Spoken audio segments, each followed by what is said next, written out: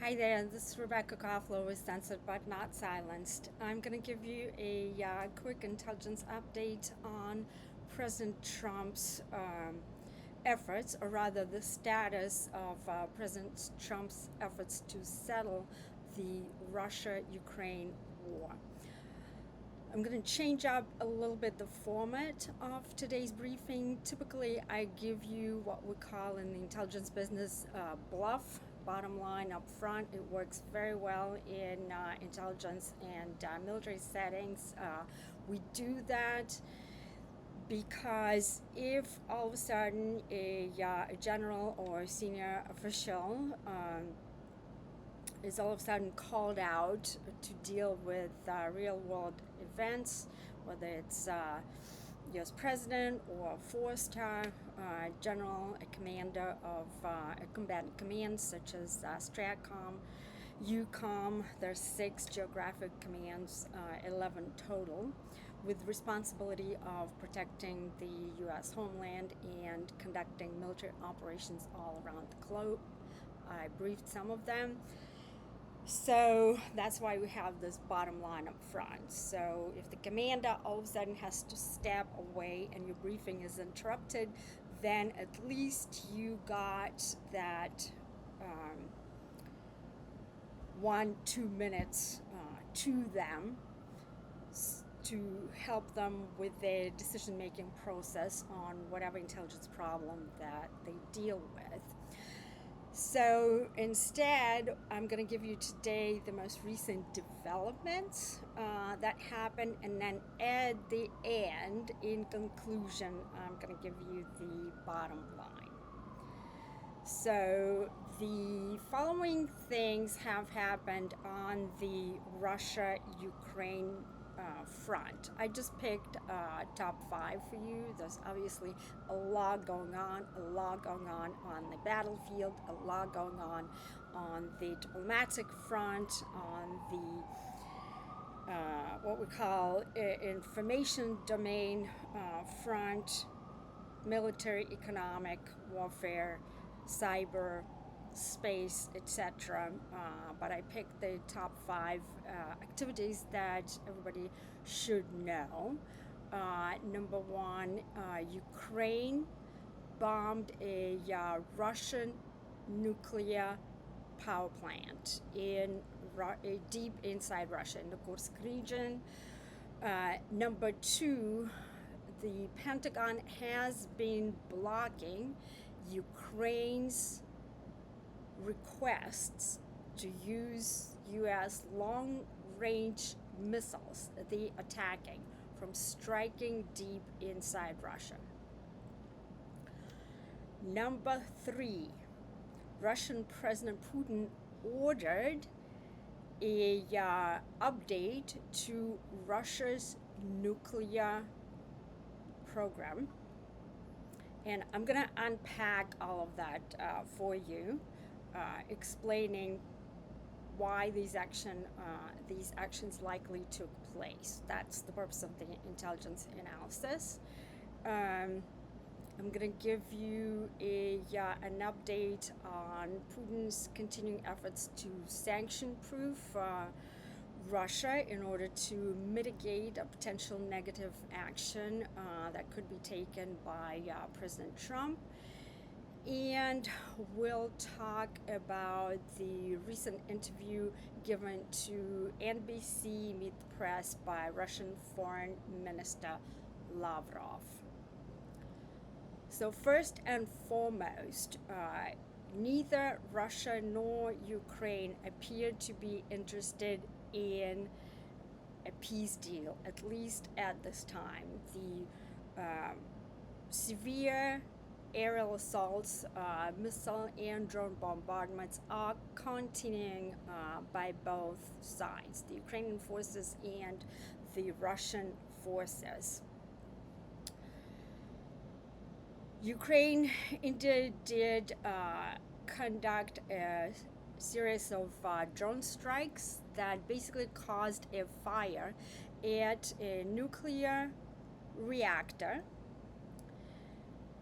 in Russia.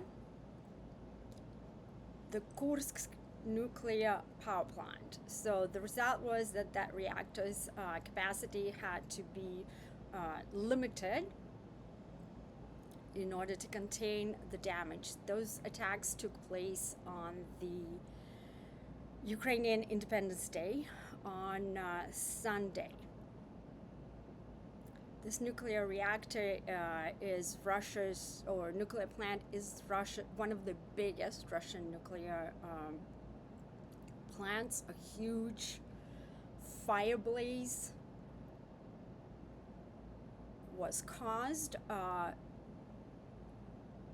And location-wise, geographically, it is just approximately 38 miles from the Ukrainian border, but it is inside Russia proper. So they are currently trying to contain the damage. The detonation occurred approximately just after midnight, damaging an auxiliary transformer and forcing a 50% reduction in the operating capacity at reactor number 3. Fortunately, the radiation levels remain normal and there are no injuries. This is at least the preliminary reporting. Why are Ukrainians doing this? Well, my analysis reveals that Zelensky is trying to build up leverage for the negotiation process. My assessment is that this is not the right approach. It's not going to force Putin to settle for peace, but it's going to produce an opposite effect. It's going to cause Putin to dig in his heels. Why?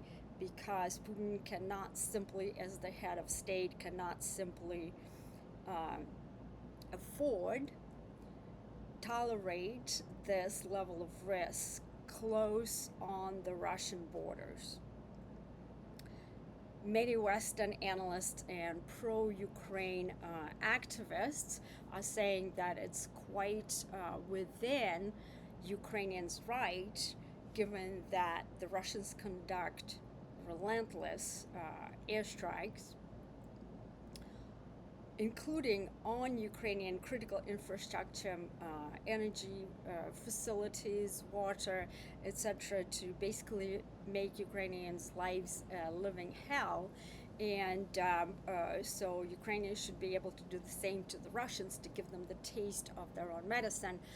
Absolutely, it's within their right. But in terms of having an effect, yes, maybe tactically it's an okay move, but strategically it makes no logic sense. If you are trying to de-escalate and conclude peace, given the overwhelming advantage that Russia possesses over Ukraine in combat potential, that I explained in my previous podcast, is calculated as a combination of the size of the armed forces, the size of the weapons arsenal, the military industrial capacity to scale up production of material, and the defense economics.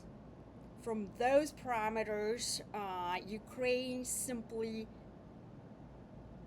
victory is simply unachievable. So if you're Ukraine, right, and you want to settle, doing these pinprick attacks just that are not going to amount to any kind of strategic change on the battlefield. It's not going to change the battlefield momentum. It's not going to change the outcome of the war.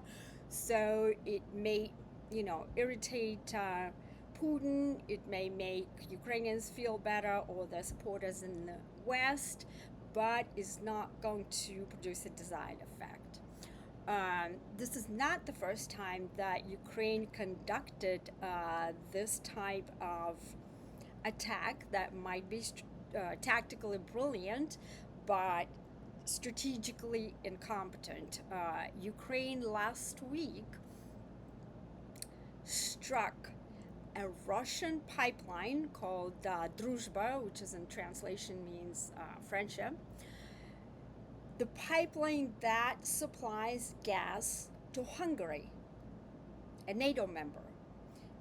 And that irritated the heck out of President Donald Trump, and he shared his frustration with Hungarian President Viktor Orban. He was livid that the Ukrainians were doing this right as President Trump is working really hard to achieve a peace deal. The next one, the Pentagon, for several months now, has been trying to keep Ukraine from striking deep inside Russia, at least using U.S. supplied and produced ATACMS, long-range missiles. The idea is that President Trump highly likely understands the high risk that those attacks carry, because there's only so much that you can I'm going to use inappropriate Russian saying, the proverb, just to demonstrate the point. There's only so many times that you can pull the bear by the dick, pardon my French, before the bear is gonna lash out and hit you back. And the Russians obviously have been calibrating their military campaign to stay just below the threshold of a massive response by NATO itself, right? Putin does not want intervention by US forces or NATO forces on the battlefield. So this is why Russia has been progressing quite slowly. Many military analysts attribute this to tactical incompetence by the Russians, but this is in fact a deliberate strategy. It's called fighting below the threshold of a disproportionate response by NATO.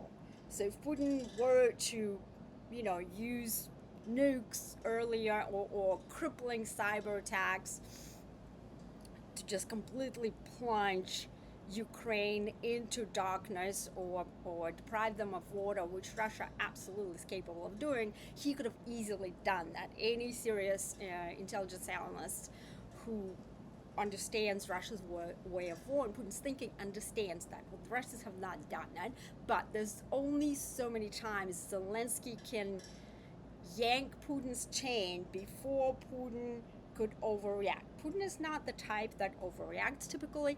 Putin is a measured, he's a former intelligence operative, so he's measured. Even when President Trump, gets exasperated with Putin, calling him crazy and all sorts of things, Putin never, ever overreacts. He never calls Trump anything derogatory. In fact, quite the opposite, to demonstrate his mental toughness, the reaction that the Kremlin had to President Trump's outburst a couple of weeks ago, that Putin is giving us a lot of bullshit and he's crazy, the sort of stuff the Kremlin said attributed to Trump's mental overload or emotional overload, they called it. So, but President Trump is quite aware of the risks. He understands deeply Russia's nuclear doctrine, which is quite sophisticated, escalate to de-escalate. And while he does want to conclude this peace deal with Putin without giving the store away, right? A lot of Democrats and neocons are accusing President Trump of not knowing what he's doing and being buddy-buddy with Putin. But President Trump understands the risks, and he understands that the disproportionate disadvantage that Ukraine is in, and so he's trying to work with those limitations. In the meantime, Putin ordered updates to Russia's nuclear program because, and I quote, a phrase that was used by the head of Rosatom, the Russian, the head of the Russian nuclear agency, Rosatom, Mr. Likhachev. He said, because of the colossal threat from the West, Likhachev has initiated, on Putin's orders, the modernization of the nuclear program. Right now, I don't have the full details for you, based on credible intelligence, what those upgrades are. But what I can tell you is that my analysis reveals that the reason why it is done, Putin is positioning Russia to fight a protracted multi-year war of attrition, but as a hedge in the event that President Trump gets frustrated to the point where he authorizes the deployment of U.S. forces, or somehow we get unintentionally into a direct kinetic war with Russia. Right now we're in a proxy war, but if we get in direct head-to-head kinetic war, Putin has that plan B, and that is to use nukes. Russia currently holds advantage over the United States in terms of tactical nukes. When it comes to strategic nukes, we're approximately at parity, approximately being the key word here.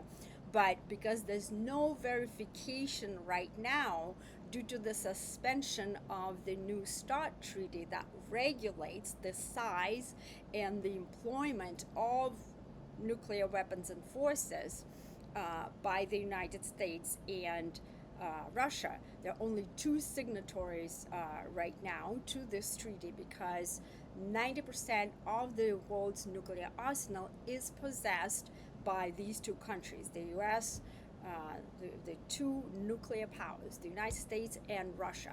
There's no verification whatsoever because it was suspended, and it is expiring in February 2026. So we can't really, we used to have in the intelligence community to have insights from those verification activities into exactly what's going on, but that's the downside of being in a confrontation, in a long-term, multi-year confrontation with Russia, which we have been since pretty much since Obama administration, definitely during Biden.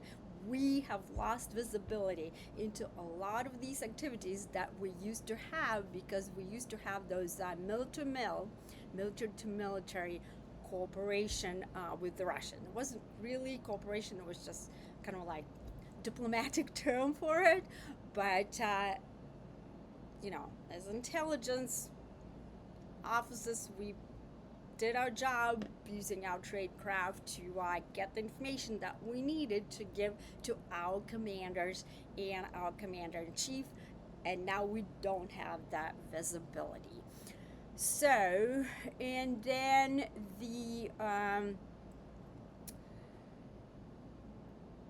in terms of, I'm just going to quickly address what Lavrov said. Russian Foreign Minister Lavrov, who's a seasoned operative, has decades of experience in the United States, speaks fluent English, minus the accent, of course. The accent is quite heavy.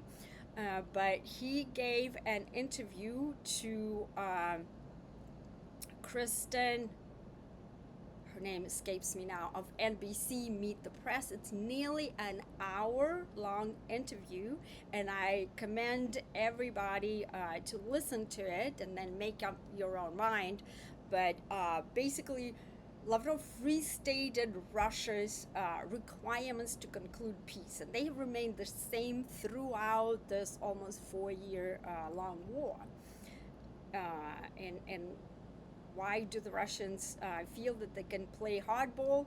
it is why they have, and I've said it many times, it's because they've done their homework, whereas uh, NATO hasn't done. We haven't done our homework, at least institutionally. Some of us have done our homework.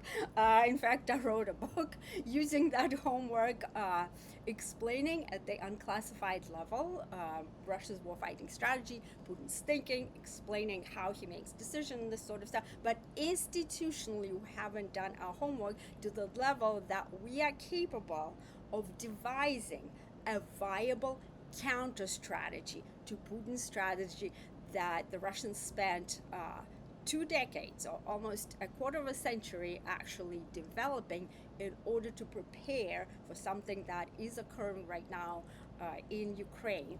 And so pretty much Lavrov reiterated, like I said, the same stuff, that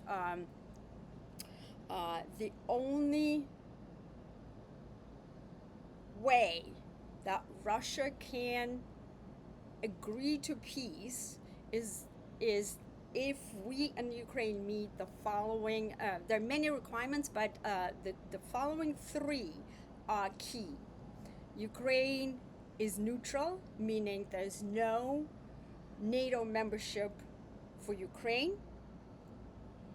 Ukraine gives up the Donbass region that is controlled, largely controlled, not 100%, but largely controlled by Russia, and the West recognizes those areas as Russian instead of Ukrainian, um, which is Donetsk, Luhansk, Zaporizhia, and Kherson. The West is not going to do that, so that's a no-brainer, but that's what the Russians insist on. And number three, so I gave you two, no security guarantees. I mean, the Russians don't phrase it like that. They kind of play like the word games here, doing the linguistic gymnastics, I call it. But the bottom line, they don't accept any kind of security guarantees given by NATO and by the West to Ukraine. That's kind of the bottom line. The way that they present it is that Russia has to be part of the discussions on establishing the rules of engagement of those security guarantees and would have a veto over it, which basically is their way of saying no without saying no. Why would they not accept it? Well, giving Ukraine security guarantees means being willing, means having forces, whether it's peacekeepers or some kind of military personnel deployed in Ukraine in a NATO-like framework. That's why the whole war started, right? So the Russians are not going to accept that. So because the Russians believe that we're just there to conclude the ceasefire in order to rearm and resupply Ukraine, and then the whole thing starts again. And so that's that. And then one more I'll give you as a bonus. That Ukraine will maintain a non-nuclear status, right? And he told Kristen all of that. That interview was painful to watch. I honestly, because Lavrov clearly just outplayed Kristen. It's another reason why anybody who invites the Russians to speak with them, especially in public, should do their homework. Clearly, NBC has not done their homework, and Lavrov is a little bit of a smart ass, I would say, pardon my French. He never passes on the opportunity to embarrass any kind of U.S. official or media or whatever. So he was just having a field day. But substantively, he was on point. He said, but he was just like, just basically was embarrassing Christian, and as an American, it was painful to watch. And then finally, I'm gonna give you the bottom line. Number one, President Trump will likely, this is my intelligence assessment here, President Trump will, let me say probably, lower level of confidence than likely, will probably step away, at least temporarily, from his efforts to settle the Russia-Ukraine conflict. Why is that? It's because neither side really has demonstrated the willingness to conclude the peace deal. Okay? In the meantime, President Trump will almost certainly, that's a high level of confidence in this particular analysis, is going to figure out with his team what is his next step. And his next step, I am forecasting, is probably going to be secondary sanctions. Will secondary sanctions produce an effect on Putin in terms of compelling him to end the war in Ukraine? Absolutely not. Why do I assess that? Because the secondary sanctions are not on Russia. There's nothing to sanction Russia directly, because the United States Russia, in terms of trade, it's minuscule. It's just a couple of billions. And at this point, because we've just sanctioned them to death, it's the most sanctioned country on earth, Russia is, even more than Iran. Right, so there's nothing to sanction when it comes to Russia, but President Trump's plan is to sanction China and India, who have been buying Russian oil that Western analysts assess is financing Putin's war machine. My counter assessment to that is that it's not just the oil that finances that. It's a lot more complicated. Putin actually sanction-proofed the Russian economy 7 years prior to the invasion, and he placed Russian military on the war footing, right? So it's not that simple. But we already see today, at this time, that India is not going to play ball with President Trump. How do we know this? It's because the Indian ambassador to Russia, Vinay Kumar, just said the other day that India will continue to buy oil wherever it gets the best deal in order to protect the interest of its 1.4 billion people, okay? So the Indians are going to pursue their economic interests, their security interests, not President Trump's, not America's security interest or economic interest or whatever political interest we have that I still have not figured out what it is about Ukraine that has, driven the entire U.S. security apparatus, elites, global elites, to get us, to get us sucked into a war with Russia. I can't figure that out. But whatever that is, whatever those interests are, the Indians are not going to satisfy those interests. They're going to pursue their interest, and just to explain to you why I don't understand the whole Ukraine emphasis of U.S. policy is because the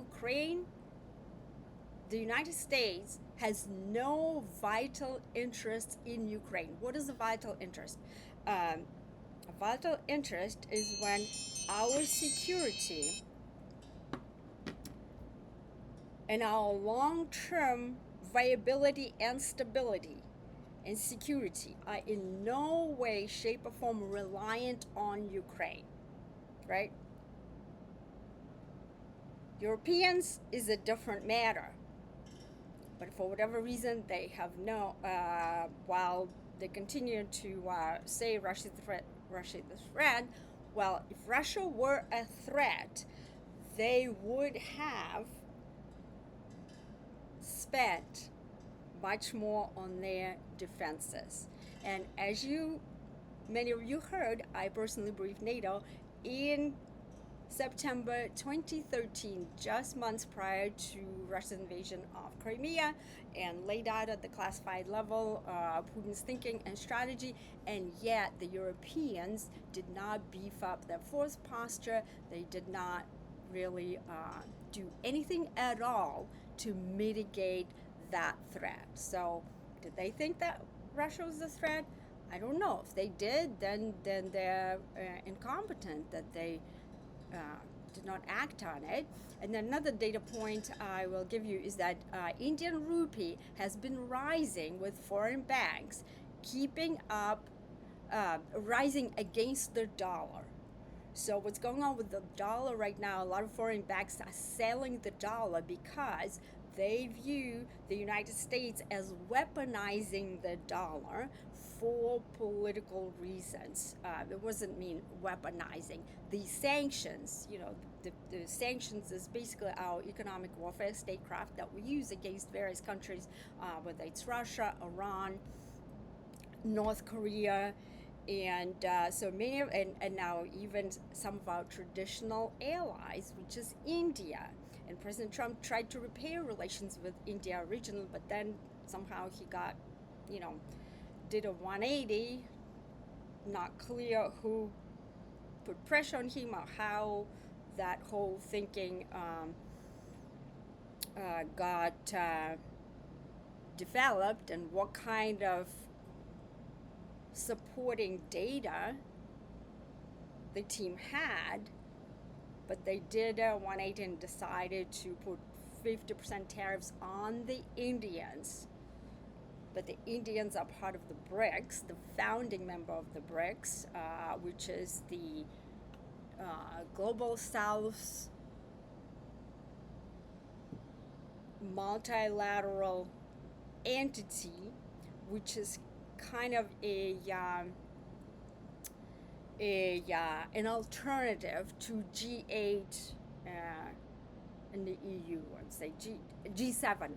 Pardon me, G7. So Russia was kicked out a few years ago out of G8, and so the BRICS is now pursuing the policy of de-dollarization, and they have plans, and progress has been made to establish a fiat currency, an alternative to the US dollar that they want to settle their international transactions with. So I'm going to close the brief. We're already at 33 minutes here at this point. Hopefully it was helpful. If you like my briefings, please subscribe to me on my X account at Rebecca0132. Rebecca is spelled REBEKAH 0132 is a code for an intelligence officer in U.S. GS system, General Schedule system. I'm also on other platforms, YouTube, Rumble, Getter, Truth Social, Facebook, etc. So thank you for joining me today. Rebecca Koffler was censored but not silenced, and I'm going to catch you later. God bless.